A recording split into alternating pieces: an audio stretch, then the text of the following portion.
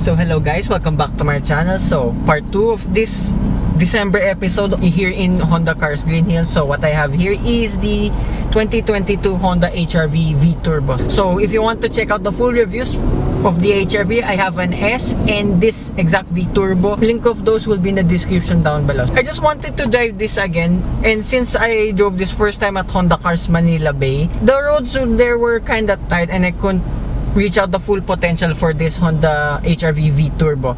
So comparing with the S brand, I drove that around Shanghai in the twisties. So I wanna see how this fares out. Like in my BRV V review here in Honda Cars Green Hills earlier, I wanted to explore the car a little bit more.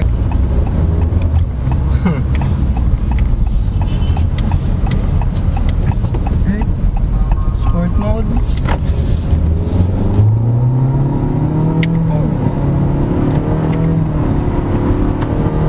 Oh my gosh.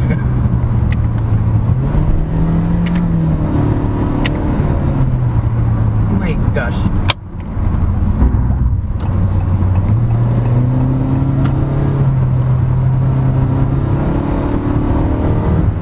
Holy shit.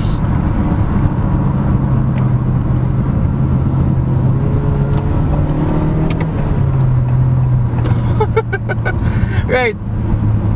First thing off the bat, I finally got to unleash its full potential compared in Honda Cars Manila Bay. In a straight line compared with the HR-VS, of course, I tried that out around in Shanghai, Alabang. This thing's next level. You get pushed back in your seat a lot. Okay, being a CVT, it's not gonna be as good as the Cool Ray because that's a DCT transmission. But this CVT is not bad, and as you can see, I'm playing with the paddle shifters. It kind of mimics a conventional automatic transmission, right? aka ready in sport mode. So that will be the most extreme driving mode. And yet again, that's why I like paddle shifters, because they are fun to use. Right, that was just the normal mode. Okay, it's still responsive. So let's try Eco. A little bit more delay, but jeez. Right, calm down.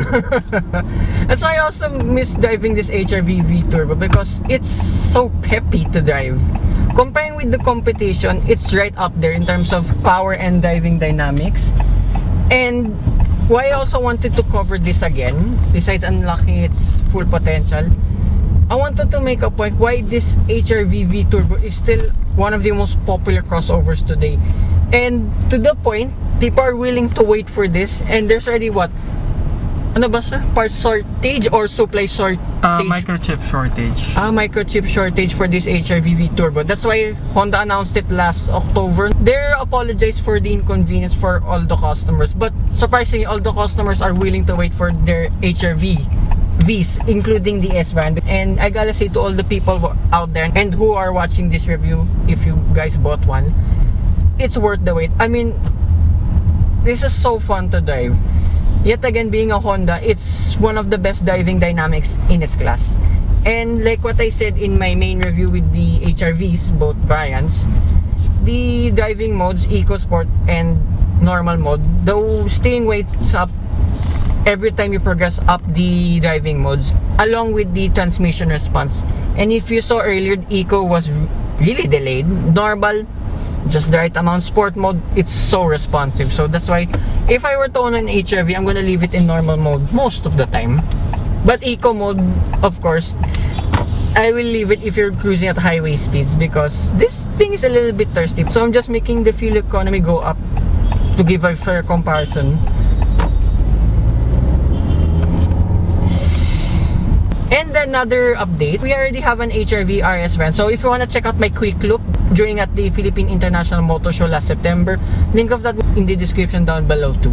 The HR-V RS will be just the same as this, just a little bit more kit, more of the sportier side of things. But for me, this V variant's already alright for me, because it has the same engine as the RS, and the S only has the NA engine like the Honda CT. So again, massive correction, the HR-V S has a Honda CT engine, not a Honda Civic without the turbocharged engine. Now this is the exact Honda Civic turbo engine now, meaning the codename Honda LZ engine family. Check out the reviews. I explained it there in detail. And what are the other things I missed out in my main review with this HRV? Another underrated thing with this HRV, the air conditioning is really cold. And if you can hear it on camera, like what I said in both HRV variants, listen to the aircon knob. I love that click. It's so good. And another popular thing with this HRV is the practicality. I was gonna put my stuff there already in the back. The magic seats are already operated. I'm surprised that all the seats are up. My favorite configuration. This is really practical. There are some crossovers with better boot space in terms of the numbers, the liter capacity. But the magic seats helps it a lot compared with the competition. This is the only car that I know that does this. And I mean, it's got everything you need. To be honest, the ground clearance, the power, so on and so forth. Yes, this has a little bit less ground clearance, like what I said in the S variant, because of the muffler silencer below. That's the only thing eating up. But the ground clearance is still excellent. So, again, I will prefer this V-Turbo over the S variant because you have 177 horsepower on the top. And yeah, the price is kind of steep though. For this V-Turbo, anong updated price na yun, sir? 1,598 pa rin, sir. Pero still the same. by January, may price increase na ulit.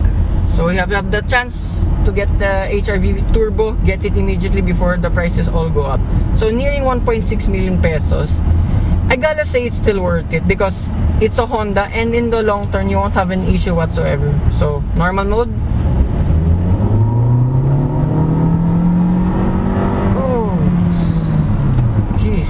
I love this thing. So here, bumpy road mode test.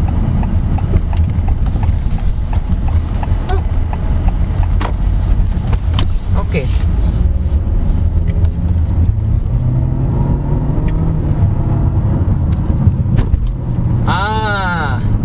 Okay. That's the first thing I immediately noticed comparing with the V and the S variant. This one's just a tad stiffer only. Because I remember going over a bump like that in Danghai, Alabang with the S model. The suspension was really soft. This one's more on the sportier side of things. Hence, you have more power. But it still soaks them up pretty well. But you just notice the ride difference if you drive them somewhat back to back. What about the sport mode? I was just in normal mode, so I want to see too if the suspension differs over bumps.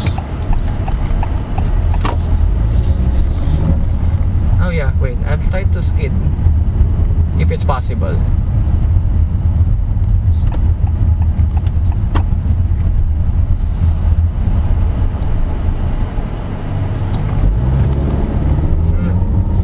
Okay, the CVT will try to skid, but you can tell this will skid because of its torque. But sadly, it's not making me do tire squeal. But that's fine, I guess. There, it's not trying to skid at all, but it will try though. Oh, okay. Now you heard that. The suspension differs too in every driving mode. So going back to the same piece of bump, you can definitely hear the suspension tad now. But the NVH here still, no doubt, really good. It's on par with its competition, I must say. Eco and normal will be the most comfortable setting if you're driving it here around in EDSA. It even bent my camera a little bit. So yeah, that's a surprise for me. In some of the Honda models, if you change driving modes, it will only differ for the transmission response, the throttle response. But this one, it does something to the suspension too, surprisingly. That I didn't expect at all. And then here around in EDSA, big test with a normal mode. Okay, soaks them up pretty well. There's a little bit of tire noise. Remember, these are in Michelin's compared to some of its competition. This is the only one in its class 2 that has Michelin branded tires. They tend to be noisy, but not on this HRV. I mean, there is, but it's all down to the build quality of the car. I mean, look, already nearing 50 kilometers per hour. Oh, that's great. You get the high speeds in no time. That's what I like with this HRV V-Turbo too.